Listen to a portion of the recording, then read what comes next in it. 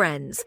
This is another episode of the program Empire of Lies, in which we talk about manipulation and disinformation of the Russian media, shaping a picture of the future without Europe. The latest episode of 60 Minutes, September 4th, was revealing. Under the guise of discussing Putin's visits to China, negotiations with Xi Jinping and Donald Trump's remarks, the viewer was again shown a carefully constructed scenario of a world without Europe. Trump's method as a television fairy tale viewers were given a sensation. In an interview with CBS, Donald Trump said that he had stopped 7 wars and was going to stop the 8th in Ukraine. His method, according to the hosts, is simple and brilliant. Gather key leaders in one room and force them to agree. At first glance, this is an attractive formula. In a television picture, it sounds almost cinematic. Closed doors, direct negotiations, quick peace. But for the European reader, something else is obvious. Such coercive diplomacy turns the fate of millions of people into a deal where there is no place for international law or security guarantees. Propaganda deliberately simplifies the settlement process, offering society a sweet illusion. All you have to do is want it, and the war will end. Europe as a toad in a well. The presenters paid special attention to the words of European politicians that fit well with the Kremlin rhetoric. Nicolas Sarkozy called the break with Russia a historical mistake and admitted the inevitability of territorial concessions by Kiev. Slovak Prime Minister Robert Fico compared the EU to a toad at the bottom of a well that does not see reality. These quotes are presented not as marginal opinions, but as the voice of Europe. The final narrative is simple. Europe is disunited, weak, and lacks strategic agency. Decisions will be made by Moscow, Washington, and Beijing, and Europeans are left with the role of extras. This scheme is especially dangerous. If European public opinion begins to share this feeling of secondary importance, the very idea of a united Europe as a political player will be undermined.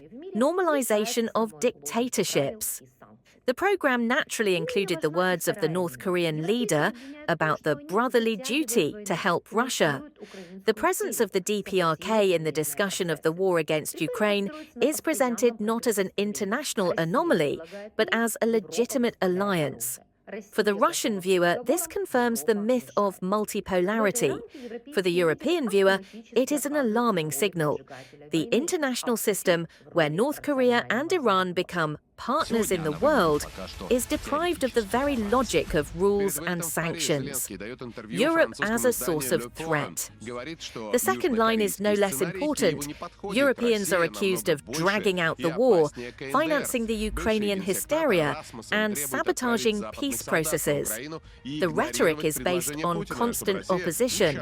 Russia offers peace, Europe supplies weapons, Russia is ready for negotiations, Europe interferes. In this framework, European leaders automatically find themselves in the role of warmongers, and Putin in the role of a rational peacemaker. Today, it looks like France, theoretically. Before flying to Paris, Zelensky gives an interview to the French publication Le Point. He says that the South Korean scenario is not suitable for Kiev. Russia is much larger and more dangerous than the DPRK. Former NATO Secretary General Rasmussen demands to send Western soldiers to Ukraine and ignore Putin's proposal that Russia participate in security guarantees for Kiev. They say it's like putting a bear with nuclear weapons in charge of a chicken coop.